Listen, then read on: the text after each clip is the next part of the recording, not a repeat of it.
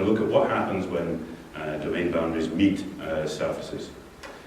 And the subject in particular today are ferroelastic domain boundaries, twins, and how these twins with emergent polarity are going to be modified as we get to the surface. So collaborative work. Some of the early work was done.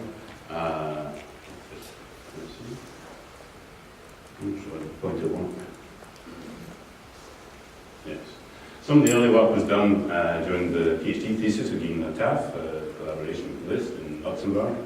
And then the work we're showing, most of the work showing today, is based on some numerical simulations done by Zhuan Zhao with Descartes Xavier in Cambridge. Samples were done in the ICMO laboratory in Paris-Saclay, and these are people in my laboratory in the CEA.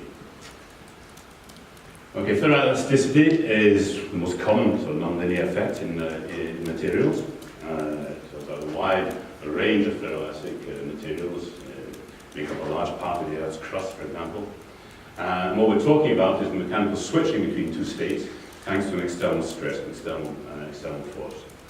And this happens on a very wide range of length scales, going from the centimeter, millimeter, down to recently transmission electron microscopy, which shows the internal structure of domain walls.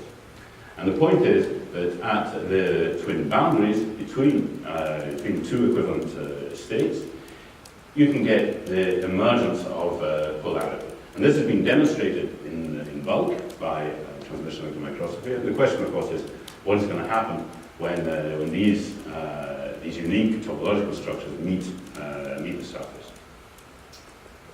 Looking more closely at the example that the material we're studying, calcium titanate, really quite boring in a one way, central symmetric, non-polar in the bulk. The order parameter is purely ferroelastic, so the order parameter is represented by two octahedral tilts, one of which goes to zero at the twin wall. And this you can see here.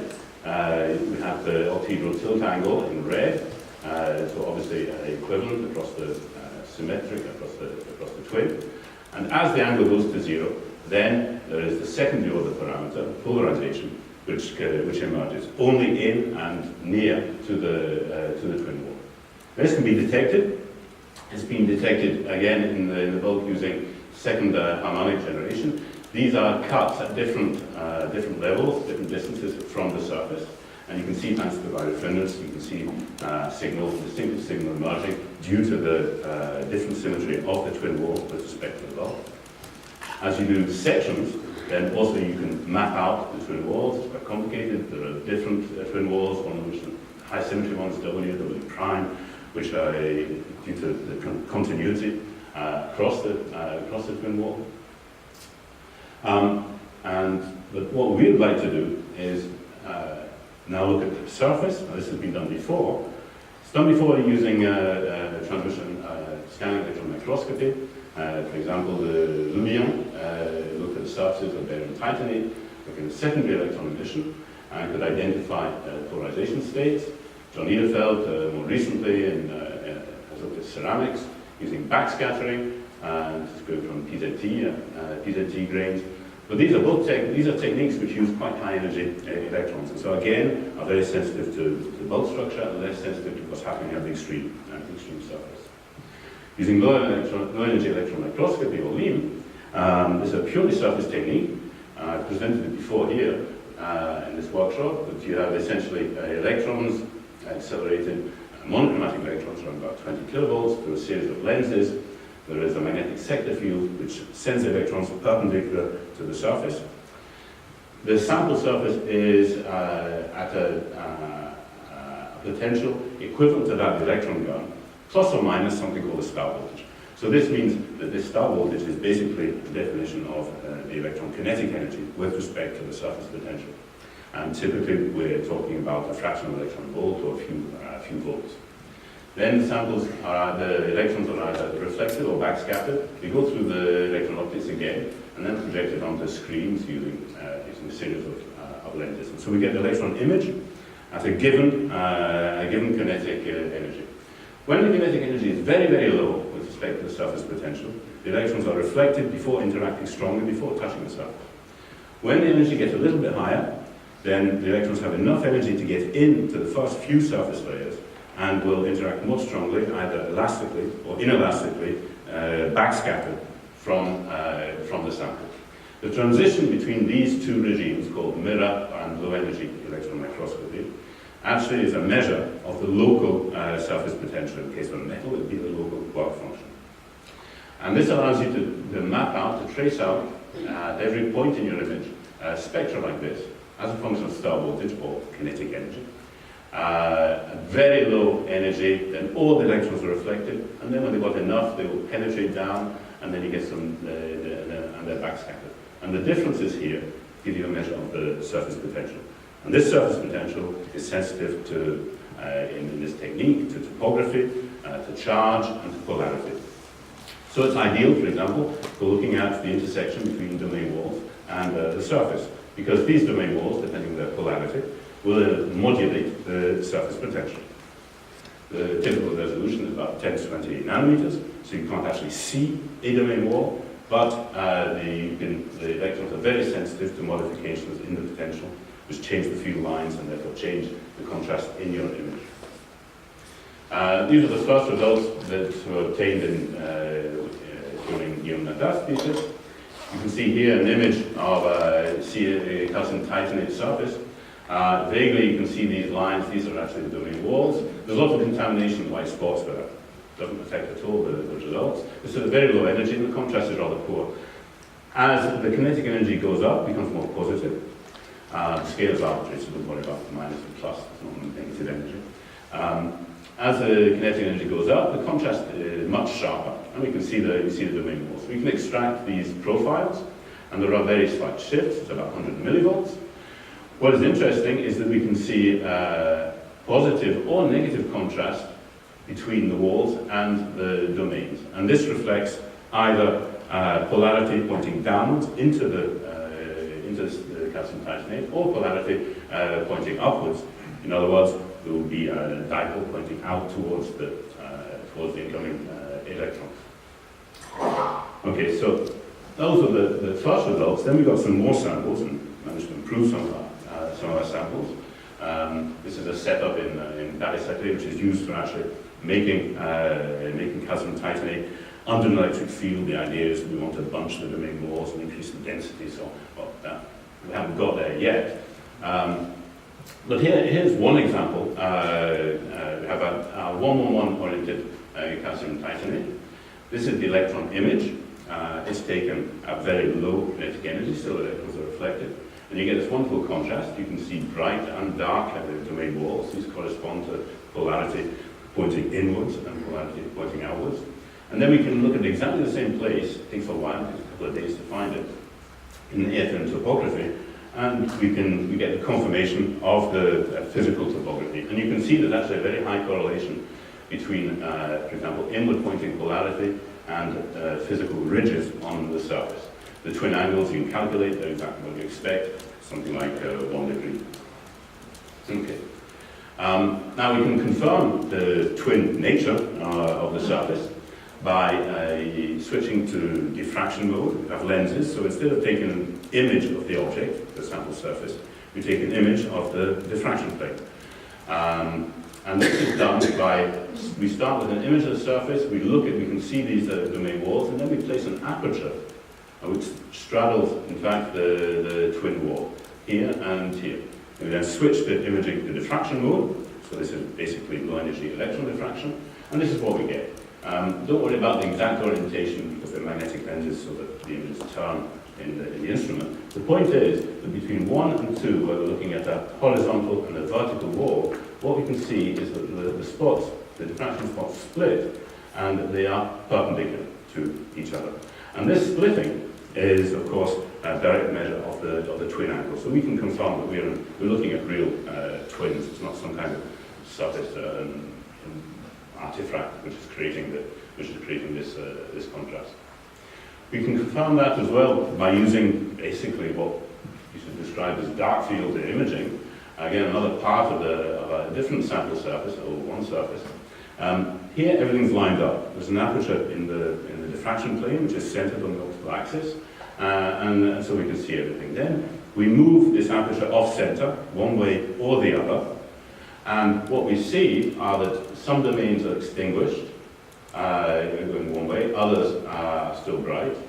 When we go in the other direction, then these domains are switched on again, and the domains on the other side of the twin are extinguished. So again, this is basically dark field images of twins, and it can happen because of that twin angle, so we're really quite sensitive to it. But something else happened. Looking at this 001 calcium titanate sample, again we have the very nice contrast, the bright, dark contrast between the twin walls and the domains, but we also have contrast between the domains, and this shouldn't happen. 001, calcium titanate 001, is charge neutral surface. The thing is centrosymmetric. We know that far from the domain wall there should be no polarity, and we know that it's flat, and yet we get contrast between domains. It's a function of temperature, but there is contrast all the time. And there's nothing strange, really strange, happening to the surface, because the diffraction shows that it's single crystal. So what's going on? And this is where Zion Zhao and Eckhart Sallier came in, because they've been developing, Eckhart certainly for a long time, these mechanical models to simulate ferroelasticity. So this is what was done. It's a sodium chloride type structure. So there are two sublattices. There's an ionic sublattice and a cationic sublattice.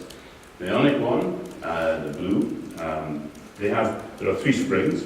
The first and third nearest neighbor springs are harmonic. The second nearest neighbor spring is a Landau spring, so we have two potential wells. Whereas the cation sublattice has just two springs, first, second nearest neighbor, and both harmonic. And then the two lattices are connected by harmonic oscillators. And then finally, there is a long-range Coulomb interaction and appropriate dielectric constant. The Landau string between the second neighbors of the anions gives rise to a shear stress and a shear angle of around about 2 degrees. And then we use molecular dynamics on the slab. I've got 400 unit cells, and this has about 100 unit cells a day. And we start off with two twin boundaries, one which is a valley structure and one which is an average structure. Now, the first result, our model is so sodium chloride is a point charge model. So that if you take like a 100, it's two-dimensional. If you take like a 100 surface, then you will have either a fully anion terminated or fully cation terminated model surface.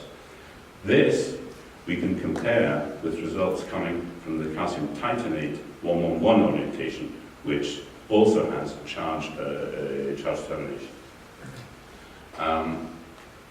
So what do we get? Here is the model.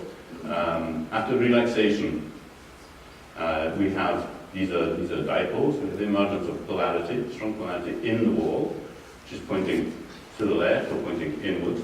And we also have at the surface, not just in the vicinity of the intersection between the domain wall and the surface, but also over the whole surface, we have dipoles which emerge. This is normal, this would be expected, and the dipoles are always pointing slightly, have a component pointing slightly outwards. We then place a cloud of electrons, something like 50 lattice parameters from the surface, with an initial kinetic energy, and let them interact with this relaxed structure. And then finally we place a screen to try to record the electron intensity. So it's a simulation of our low-energy electron microscopy images. And this is what we get.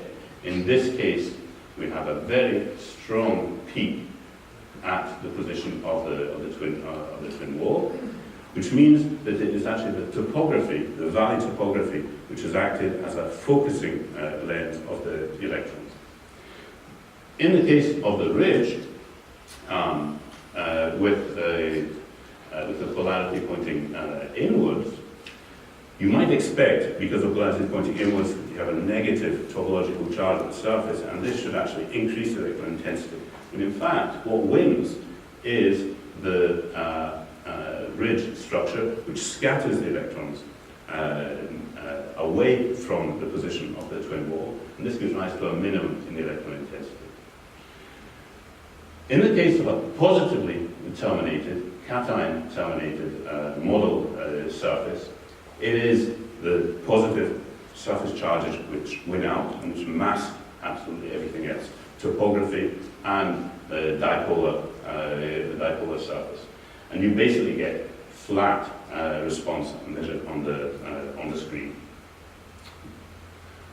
Now, the most interesting result, which we compare with that curious domain contrast, comes on a charge-neutral surface. In the charge-neutral surface, in the model, the twin wall has to be at almost 45 degrees with respect to the surface. You have twin angles still, a valley and a ridge. They're smaller than in the case of the charged terminations. The molecular dynamics shows the emergence of polarity in the twin wall. But then, most importantly, what happens if you look at the surface? On one side, the surface dipoles here are pointing outwards, whereas on the other side, the surface dipoles are pointing inwards. In a way, here and you get the opposite happening at the ridge, where the domain wall polarity is pointing into the ball. We then simulate the signal in the membrane, and as you can see, we get a very complicated, complex electron intensity distribution. But the point is that what emerges is contrast, not just due to the topological charge at the intersection between the wall and the surface, but also due to those opposite surface dipoles on either side of the wall. And these dipoles last for tens, hundreds of lattice parameters. So what we think you can say here is that the physical topography is not so severe. The twin angles are smaller, and what has taken over in determining the contrast in the electron images is the dipolar moment at the surface. In other words, it's the polarity. So I've got 2 minutes left. We did some mapping of the polarization, because from the mechanical model we can calculate the basically layer polarization, and we get polarizations around about 20-30 microcoulombs per square centimeter. What else can we do? Somebody mentioned that earlier. There's a third thing we can do with this microscopy technique. We can also measure in what's called dispersive mode. In other words, we get a complete spectrum. We can have the elastic peak, and then all of the inelastic electrons, so we can measure the energy loss. Now in this case, the elastic peak is somewhere here, it's absolutely huge, so I couldn't put it in, otherwise you wouldn't see anything. You can see that here, well, you have a blur of 4 lines, but it's a blur, it's not one line on top of each other. And in fact, there's a shift here of about 130 millivolts. And it's a shift between spectra taken on the domain walls and spectra taken far from the domain walls. In other words, what we can see in this Kazan titrate is that band gap has actually narrowed by about 130 millivolts at the domain wall. Okay, so I think I'm finished there. That's a good summary.